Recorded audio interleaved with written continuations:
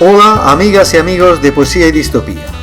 Hoy vengo con un nuevo desvelo literario. En esta ocasión se trata del descubrimiento de la faceta poética de uno de los más grandes autores de literatura fantástica y de ciencia ficción, como es Ray Bradbury. Nos remontamos por tanto a octubre del año 2013, cuando la editorial Cátedra, en su colección de letras universales, apuesta decidida y valientemente por una brillante e inusitada edición bilingüe de la poesía completa de Ray Bradbury, en edición a cargo del traductor, profesor y especialista bradburiano Jesús Isaías Gómez López. Apuestas editoriales de este tipo descubren facetas de autores célebres que de otro modo pasarían sin duda totalmente desapercibidas y que vertebran el más amplio flujo de ideas de estos autores, como el caso que nos ocupa de Ray Bradbury, que sirve para ilustrar una cara del autor casi desconocida y no por ello menos relevante: su faceta poética, que además será la que el autor decide tomar con especial interés en el último tramo de su carrera literaria, a partir de la década de los años 70 y hasta su muerte en el año 2012.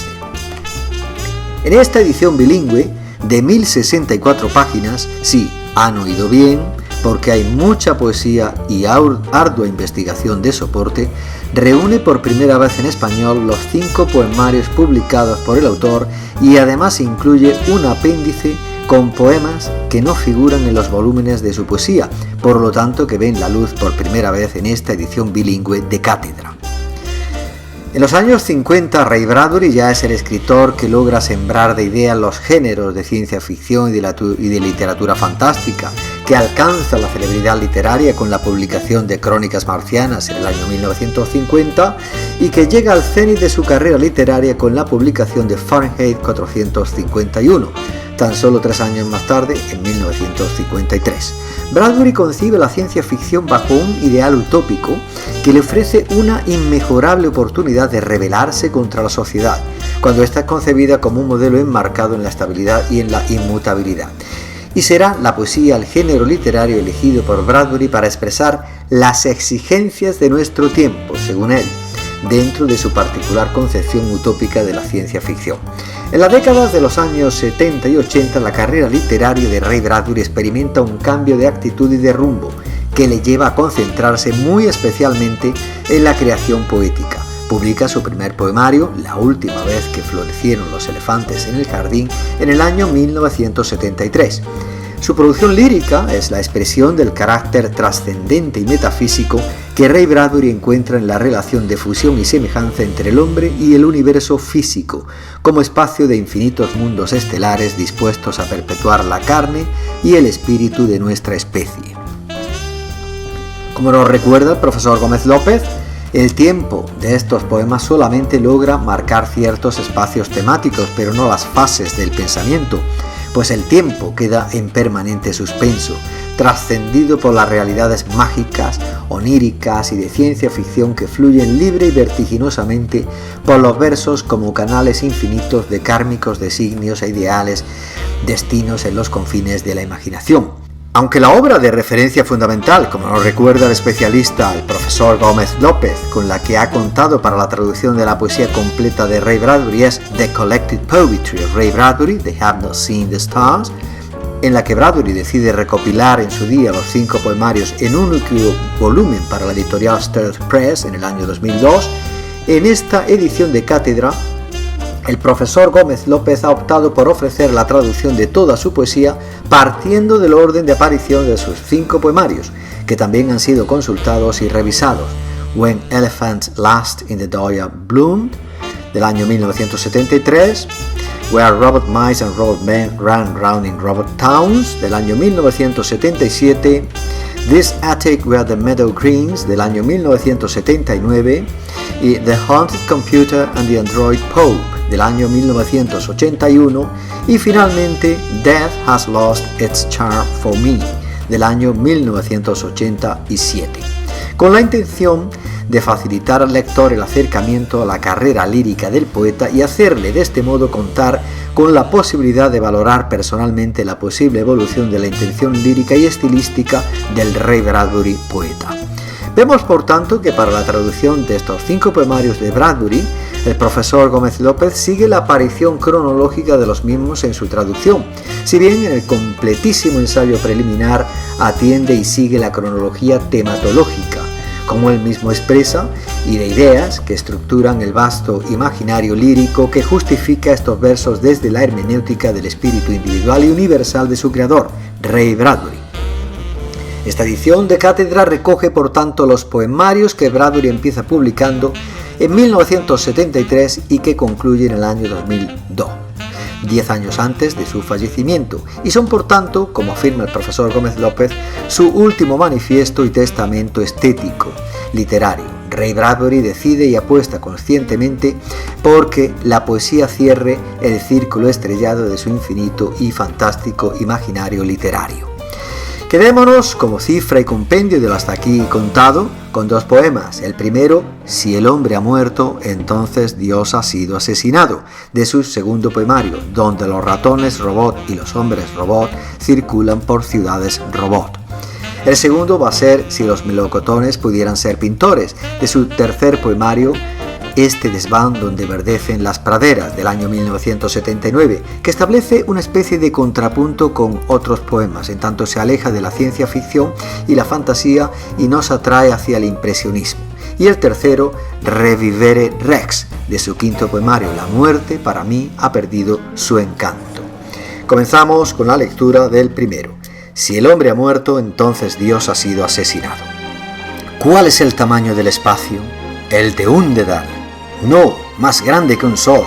Las diestras artimañas de un relámpago, dicotomías perdidas, ganadas, agujeros negros en los que aisladas grandes pesadillas cabalgan en los rayos, manchas solares en las que los dioses enconados abandonan sus quebrantados sueños.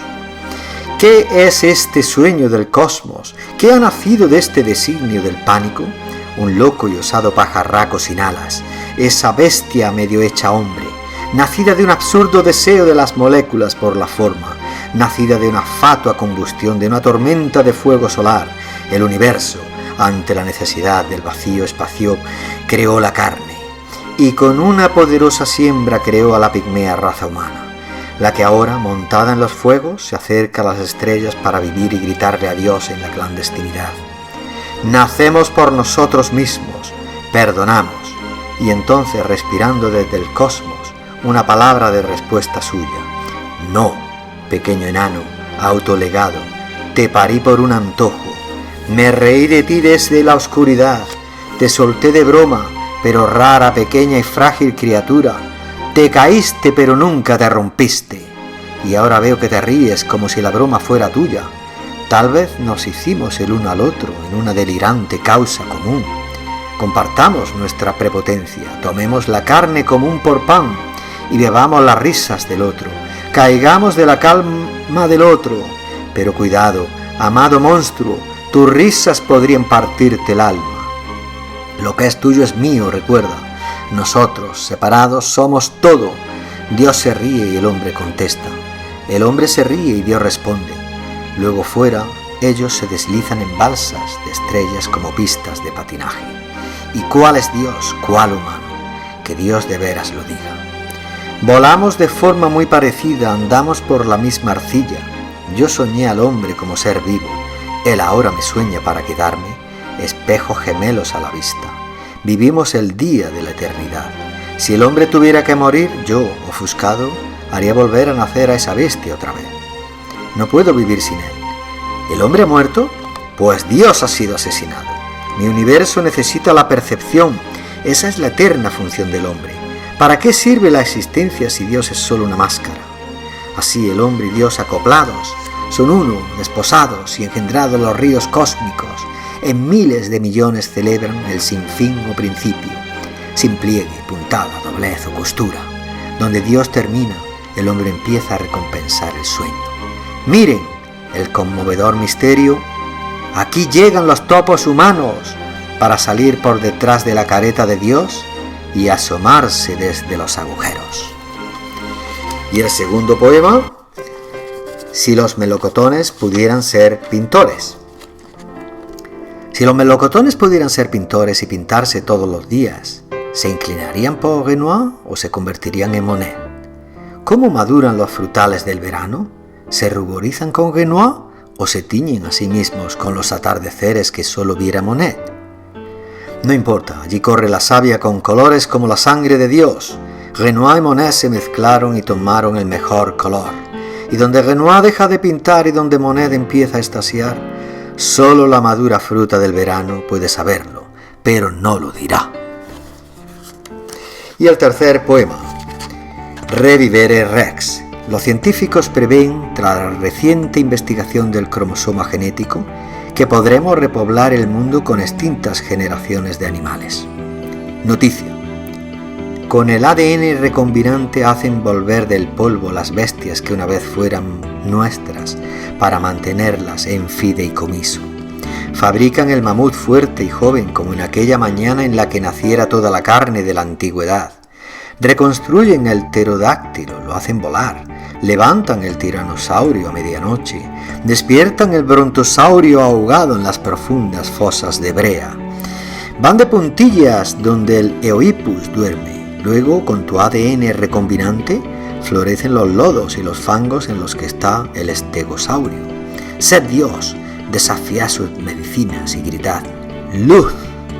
Y todas las perdidas bestias despiertas salen de la noche. Ecologistas, cuidado, vigilad nuestras tesis. Vosotros, enjuiciadores, ahora sois nuestras principales especies amenazadas. Y eso es todo por hoy, amigas y amigos de Poesía y Distopía. Recomiendo la lectura de este desvelo literario. Ray Bradbury, poesía completa en Letras Universales, Editorial Cátedra, año 2013, por tratarse de las piezas literarias donde mejor deambula la humanidad sedienta de inmortalidad que el maestro Ray Bradbury retrata en estos versos mágicos y de ciencia ficción, en estos poemas, como nos recuerda el poeta Bradbury, que se dirigen al infinito, donde la belleza es belleza eterna. Confío veros en próximas crónicas literarias que, como siempre, irán llegando pausada y apasionadamente. Y mientras tanto, muchas gracias por vuestra atención, besos, abrazos, carantoñas, achuchones múltiples y boogie boogie.